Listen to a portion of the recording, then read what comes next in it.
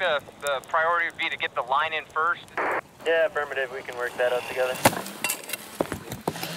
This is a fist fight with Mother Nature. Come in and help reinforce that. And crews are using more than just their hands. All resources, how do you copy? To win the battle. What we would refer to as a dirty burn. Dry grass, there's old grass, there's fresh green grass, and it's not burning completely, which is a hazard on its own. This area, called Black Canyon, is center court for the showdown. Fire can travel both above and below ground. And the attempt to stop the Carlton Complex fire from moving down the hill towards Chelan. Chelan is right down the hill, yeah. These crews, flown in from out of state, are tearing up the root system here and building a buffer to prevent a spark from spreading. If it gets into the roots of the trees, it's still a path to smolder. And while crews work to build this trench, they have to be careful for tree stumps like that one that you can see flaming up over my shoulder that can then ignite this wildfire once again in a moment's notice. On a day like today, we're making a lot of progress. Abby Bolt is the division supervisor for the west flank of the fire and says today's conditions, light rain, no wind, allowed for a lot of work to be done. Yeah, this is a huge day. I mean, this is a day where we all talk and we go, today's the day. We're gonna knock a bunch of this out.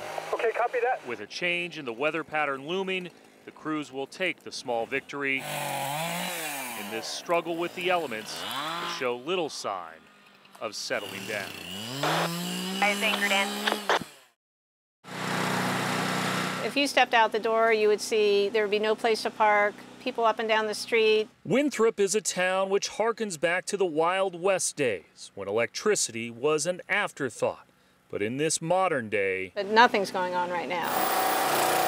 power is at the forefront of the mind of people like Rita Kenny. You know, you go outside and you could count the cars on one hand. The longtime owner of Winthrop Mountain Sports is in the dark It's a real concern. and adding up the lost sales. No, they actually need to close. Result of the Carlton Complex fire.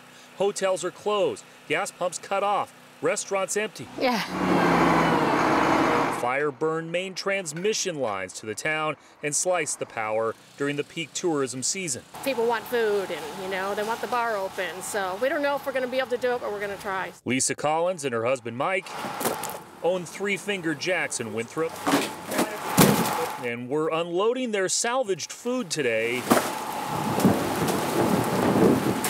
when lightning struck twice. The hailstorm prompted a flash flood and more sirens. That is not a good sign. That is not a good sign. That's scary. Insult to the injuries of the past week. Yeah, we just didn't want another flood claim on top of our, you know, other claims that we got going on with insurance. The folks in Winthrop say they will see the light eventually. You know, optimism reigns. But the damage has been done. This is a disaster financially and for this town, you know, and the sales taxes come back to the town to support the town. Never seen a storm like this before. Two disasters, the physical and the economic, that will take time to rebuild. I mean, this is going to affect the town for several years down the road. Walking by here it's going to be hard. If it wasn't hard enough losing her son to a senseless shooting, I'll come out and I see people walk by and pay their respects. that shooting happened just a half-block away from their home. I never would have thought something like this would happen right on our block. Dwan Anderson Young was one of two men shot and killed at 29th and King Street, coming home from a bar on Capitol Hill. Police believe it could be a hate crime. Anderson Young was gay. In the 3 weeks since then, his mother says many people have reached out. I'm just amazed. The mother I met in her home in the Central District. But one of the biggest supporters has been Mayor Ed Murray. The strongest action any of us can take is to simply get to know each other. Who didn't just talk about her son in his speech about public safety today, but held up the 23-year-old UW grad as the example of how gun violence affects the entire city. His last post, posted on May 30th, 2014, said, The future is always with you. This is someone Seattle nurtured. The emotional impact of his words were obvious. I'm honored that he read my son's obituary at the end. That meant so much to me. Who else in the world will help us do this thing? Thank you, council members. In the days of political posturing, this mom says the gesture feels genuine, that the loss of life she nurtured for 23 years isn't lost on the mayor or the city. I never would have thought that I would just receive this support from the community. You know, there's homicides every day. People are dying left and right. And just to know that my son's life, his legacy, that they cared. You just never know. You really don't. So it could have been any of us. It messes with everybody's mind, you know. It makes you think twice. It just really makes you open your eyes and realize how dangerous the job can be. You know, it could all end in a flash. 6 stories down from an apartment building under construction, reminders of what happened here. A shirt, a jacket, safety equipment, all belonging to a young man.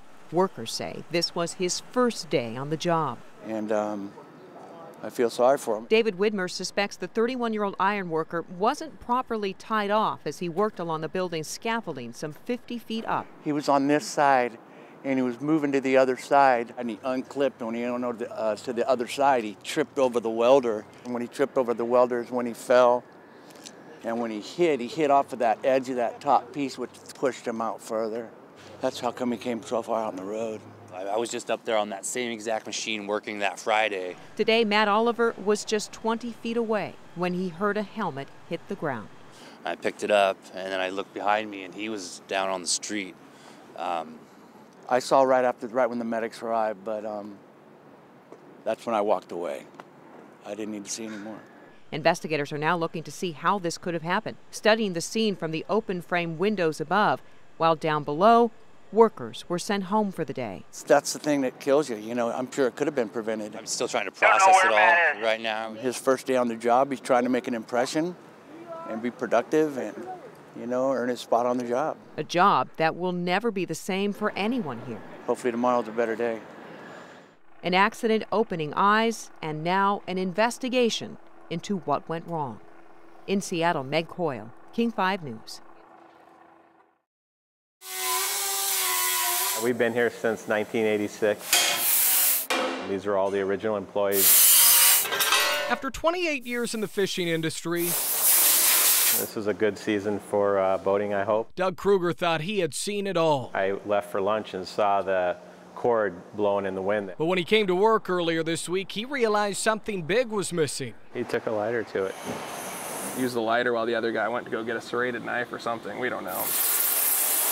It was Tuesday morning when 2 men tried to walk away with the landmark for this business. There was a padlock here, and we think they cut that with bolt cutters. And a symbol for this country. It's just really hard for me to believe somebody would steal an American flag. And without that beacon of patriotism up there, it was, it doesn't feel right. Jake Richards is one of the 4 employees here, and he went right to the security footage. One in black, one in orange. At 2:58 a.m., the criminals made their move. They get in. 15 minutes later, they reappeared. Yeah, this is the money shot right here. You'll see them emerge with a flag that they probably thought was a lot smaller than how big it really was. They showed the video to Seattle police, who quickly recognized the 2 as local vagrants. Within an hour, they made an arrest, but more importantly, got the flag back. So we all started to clap. And we were ecstatic. We were clapping and hollering and...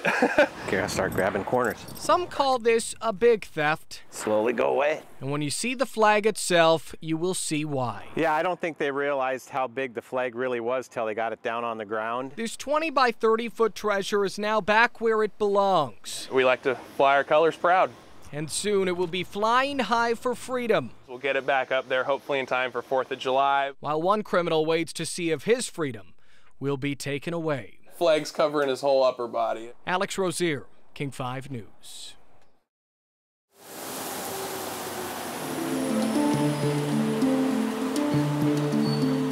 The other night on University Avenue, if you were outside looking in, you would have been drawn in. we'll get started. So we're excited. Thanks, guys. To see what was going on inside this clothing store transformed for one evening into a cozy concert hall, a dreamy art gallery, a gathering place for kindred spirits willing to share their stories. I'm 35, and I wasn't able to say that I was homeless as a kid until this year. Cherise McKinney kept it to herself for all these years, aware that one day this story about her own homelessness as a kid would emerge in her work, influence her art, and touch her beyond words. You know, we lived in motels, and then we lived in cars a little bit, and I was 7 years old. It was really rough to be that kid who was so ashamed of circumstances. She explores universal themes in her daily sketches. One single emotion. Loss, love. Grief. The grief can surface suddenly, unexpectedly. Is it hard talking about it with me? Oh yeah. I remember seeing my mom, who made some bad choices, but even people that make bad choices, they don't want to make those choices, but they do. And I remember watching her be so judged. So, yeah. That was hard for you. Yep. But you either channel it and move forward, or you don't. For Cherise, moving forward meant creating beauty. This. And this one is Promised Land. A series of portraits of the homeless in Seattle. Human condition. Sales from Cherise's work will be donated to Seattle's Union Gospel Mission. This one is Outside the Door. The one portrait not for sale is this one. This one is called Fallon. I had to keep it as her name. Big story behind that name.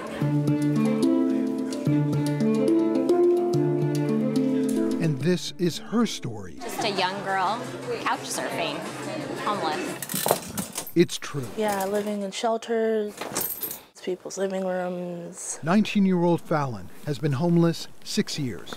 Staircase a couple of times. One would never know looking at you. Yeah, I think you don't have to look homeless to be homeless. Fallon is willing to have her story told, her face shown. Now these are for sale. T-shirts with Fallon front and center. Union Gospel Mission has a clothing line that humanizes our homeless neighbors, puts a face, Fallon's face this time, on homelessness. It's scary and stressful, and there's a lot of different hard parts. It's all part of the Others Like Us project, Ulu.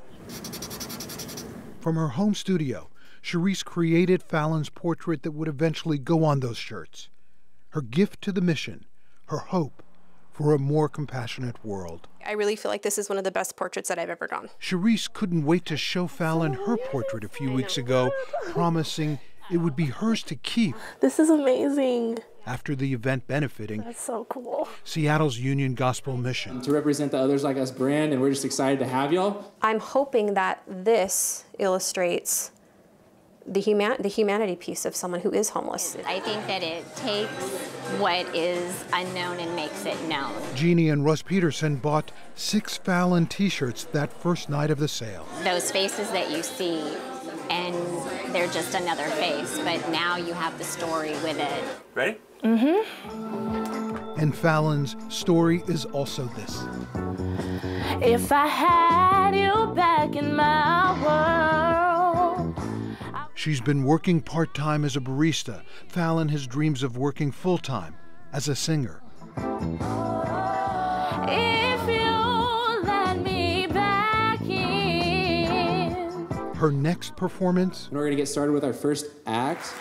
It's now, it's here, and Cherise and the others are waiting. I could not imagine life without music. This would be Fallon's night. Her face, her voice, it was me. Her story. I want to be successful, yeah, definitely. Cherise knows that story. She just had a hard time growing up, and so she's doing what she has to do to make it work. She's lived it. I do kind of see myself when I look at that picture, knowing that it could be okay when you get out alive. No one in the audience knew this at the time as they waited for the guest of honor.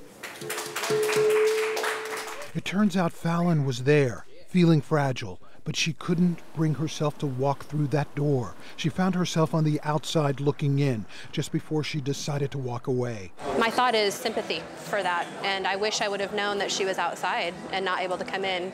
I wouldn't have gone out to try to force her to come in. I would have gone out and walked her to where she wanted to go. And that, too, is part of the story. That as much as we want them, if you let me back in, storybook endings are often hard to find. never let you go again.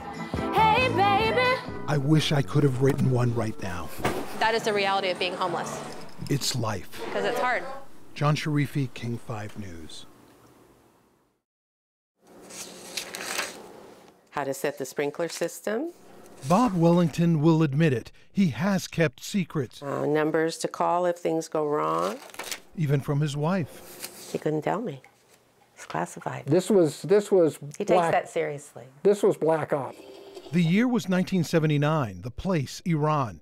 52 Americans were held hostage at the U.S. Embassy. We met in the Situation Room. And Bob Wellington was in on those discussions at the White House to rescue those hostages. There were 13 of us that were responsible for the planning. Bob was a communications officer for President Jimmy Carter. I was pretty amazed, yeah. I didn't know why he didn't tell me sooner. Late yesterday, I canceled a carefully planned operation. He had to keep that secret until it became declassified a few years ago. I'm pulling. Right around the time of the cupboard incident. It's stuck. His family talks about with affection. And I couldn't figure it out. I was watching him and I couldn't believe what he was doing. It's just stuck. It wouldn't open. And I said, "What are you doing?" I'm reaching down, and I'm reaching up here, and it's stuck. He said, "I'm trying to get this open." And so Nita points out that all I have to do is reach over here, open it up. Yeah, the light bulb went on. There it is. I knew something was wrong. Opened just fine. And my stomach was just... It would have made perfect sense to keep all of this a secret, too. It opens just fine. You know that this plaque is eating away at your brain. Keep it to himself? Very nice. No way. Good job. Now you've got a kind of a decision to make. Bob and Juanita want everyone to know that we're not ashamed of it. Yeah, there's no stigma. Yes. Yeah. Yes. He's living with Alzheimer's. Early stage Alzheimer's now, a disease he was diagnosed with 4 years ago. Acquired skills and abilities. It's a disease that hasn't stopped him from being active. So this is your resume here. Making a difference. Put it over here, right? Just here he is volunteering on your right hand. at the Washington Women's Education Employment Program, sharing his wisdom. How about highly organized? To help people find work. Seeking a position. There you go. Here he is at the American Lake Veterans Golf Course. Right down the middle. Helping disabled vets work on their swings. Yes. I respect Bob 100%. Hopefully what you'll see on this piece that you're doing is some other people that feel like, oh man, I don't want to do anything. I'm going to get my butt out here. I'm going to go find Bob. I'm going to ask him how he does it. A Post-it note tells me, check the calendars. He does it with help. The person that invented Post-it notes is making a fortune off of us. Post-its placed strategically around the house. She puts a little note on the grease board, and I see it every morning. And as soon as I get that task done, I wipe. I mean, it sounds stupid. Well, no, it doesn't sound stupid. It sounds strange. Not strange at all. Necessary. This is literally our daily life, other than eating and sleeping. It's no secret his condition will get worse. It's progressing. I was a financial services officer. I was responsible for the... That's the disease. Maintenance, eligibility determination and maintenance for all the... and so is this. What's what I'm trying to think of? He's searching for the word. The Alzheimer's kicked in again. It just got gummed up in there. Bob and Juanita call it their new normal. They've learned to live with it, and living with it. Paperwork I need. means Juanita needs to get out her little book. Lawn people, sprinklers. And write down the things still in her husband's head. Once you get prepared and feel like you can handle what's going to happen, you don't have to worry about what's going to happen. You just live for the now. So that's their secret. Well, not anymore. Living for the now. That there are a lot of us out there with early stage Alzheimer's who continue to be contributors, to be productive. Just ask John Lane about that. That's better. His swing has improved, thanks to Bob. Loosen up a little bit. This veteran, who was diagnosed with post-traumatic stress disorder, is grateful to his 74-year-old friend and coach. Go ahead, take your shot. He's not letting it control his life. Right there. He's trying to control it as best he can, albeit he's had to make a few modifications to his lifestyle, but he's done that very well. Just a shade longer. All part of his new normal. And so is this. Brain teasers. He does the most difficult Sudokus you could ever find. John Sharifi. We need something to look forward to every day. Whatever activity. King 5 News. Is on and then I check with him to check that he's checked the calendar.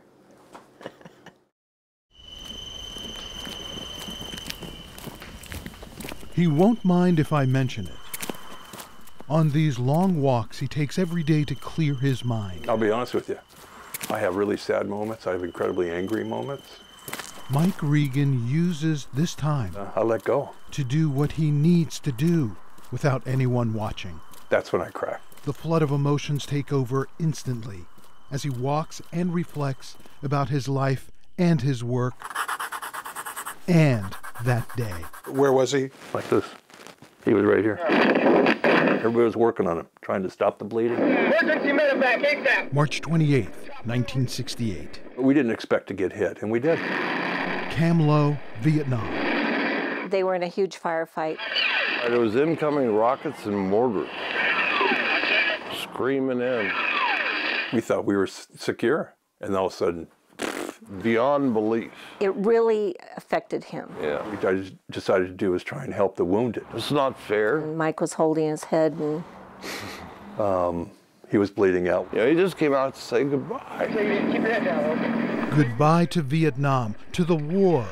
That fellow Marine was going home in a few days. He was counting on it, even as he looked into the eyes of the Marine corporal who held him tight in the midst of that firefight. Artist Mike Regan. He says, Mike, I just want to go home. And then he closed his eyes and died. And I've never forgotten that. The face Mike Regan will never forget. That face has been a part of every day of my life. His name? And I didn't know his name. Didn't know his name. But he knew it was the mailman, didn't know his name. When he showed up, we all knew he had a mail bag. And we all prayed that there'd be something in that bag for us. That Marine, the company driver who delivered mail, took his last breath in Mike Regan's arms 46 years ago. His face was the one I see every day. And he's been with him every day since. All of my drawings are done because of those last words. I just want to go home. They didn't get to. He's Mike Regan's inspiration for each of the portraits. Look at her. She's looking at her dad. For the Fallen Heroes project he started 10 years ago. He's an angel who walks among us. Mike has to draw. The project has come alive because of that. This young man is being carried away from his dad's funeral. The portraits are his gifts to the families. I'm trying to draw some life out of death. Who've lost loved ones in war. Ben Colgan's dad, Joe. Ben was pretty early on. Portrait number 22 in 2004. How many guys do you know, that give their time, their talent, and their treasure away free? 10 years later, this one. So I brought you that. For Bobby Jones's mom, Brenda. And it's for Bobby's cousin, Matthew, too. It just makes my heart feel like it's gonna explode with love. Because I miss him so much. It's okay, baby. We're trying to heal hearts because so many are broken. He's not hurting no more. So cool. Yeah, it is. Thank you. And that's why I draw every day. And the minute I sit in my chair, the entire world becomes this small circle around me. The eyes of this young man are looking in my eyes. I think every time he does a portrait, he's trying to open the eyes. Well, yeah, are these looking at you? You know, I mean, they look right back at me. With each portrait, I just hear, get me done, get me home. Mike got to come home. Yes, he did. He came home, but there's a lot of broken hearts out there from coming home, too. the long walks help. I went for my long walk this morning, cried half my walk. I'm a combat veteran. I was in a bad place in Vietnam during a bad time. One thing about these letters is, as you've seen, a lot of them look like they were written yesterday. Letters from Vietnam. But he was a kid that was forced to be a man. Letters written by a 19-year-old, Vinnie Santinello, to his sister Lily, Ralph's mom. I had no idea about those letters. My mom died in July of 2002. Lily's son Ralph grew up in the same house in Jamaica, Queens as his Uncle Vinnie, the uncle he never met. He now has those letters. This one describes a dream his uncle had. All you said was, "You're home." Boy, I wish that dream came true. But someday, I will come home. He never did. He died March 28th of 1968. Killed in that same firefight. I was there. That Doc Nunn and Mike Regan survived. I'm seeing March 28th, 1968, right now. And I know that that's the date that he was killed. March 28th, 1968. I have to imagine that it was found on him after he died. Uncle Vinnie wrote his final letter. Well, I got to be going now. Love, your son, brother, Vinnie. Notice the ink stains, blood stains. And seeing the blood splatter on it, it's chilling. And heartache 46 years later. I feel like I don't deserve to hold this letter because I can never do what men like Vinnie did and what they had to go through. The heartache and all the questions. That was always the question that I had as a child. You know, was my uncle in peace? Was he in pain? Now he knows. He was at peace and there was someone holding him and taking care of him. That someone is working on his next portrait, Vinnie Santinello. I mean, to me, that's amazing that we know. How do we know? Grateful to still be alive. Doc Nunn and Mike Regan reconnected after all these years. The only reason Doc's back in my life is because of this project. Mike and I were talking on the phone. I said, I need to know who the company driver was. I knew exactly who he was talking about. Doc says, Vincent Santinello. Saint. His nickname. I said, how'd you know that? He said, I've been wearing his KIA bracelet for 25 years. He wears it with pride and an ache in my heart. These are heroes for me who have died for me and you. He died for me.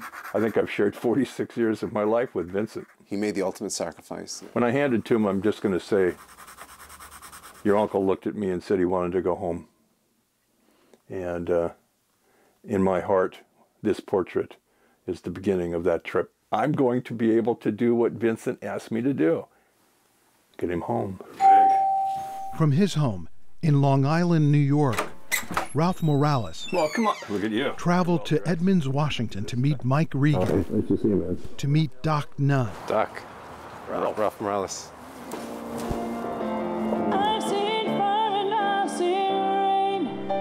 To attend the 10-year celebration So I had to come. of the Fallen Heroes Project. And he said, you know, I do this work because of your uncle. He's here to celebrate Mike Regan. So good to see you. Nice to see you too. And the 3,800 portraits he's created since he sketched Joe Colgan's son, Ben. He's a Gold Star dad. Portrait number 22, 10 years ago. For him and for me, I think it's a sense of closure. I held him in my arms as we were trying to save his life. Tonight, Mike Regan unveils his latest creation. Vincent's last words to me were, Mike, I just want to go home. I think in my heart that I'm beginning the trip that your uncle wanted to make 46 years ago. This is for you. Vinnie is interwoven in everything that this man has done. Vinnie's death has brought peace, love, closure, understanding, dignity, and honor to so many people. I stand here 46 years after his death, damn proud to say that I'm his nephew. Vinnie Santinello, is home now. John Sharifi, King 5 News.